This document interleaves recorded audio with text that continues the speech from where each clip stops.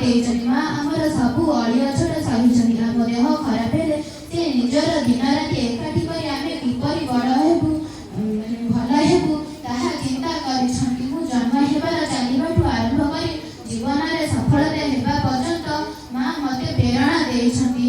ମାର ଋଣ ମୁଁ ବହୁ ଜନ୍ମରେ ମଧ୍ୟ ଶୁଝି ପାରିବି। ମୁଁ ଏତିକି କହି ମୋର ବକ୍ତବ୍ୟ ଶେଷ କରୁଛି।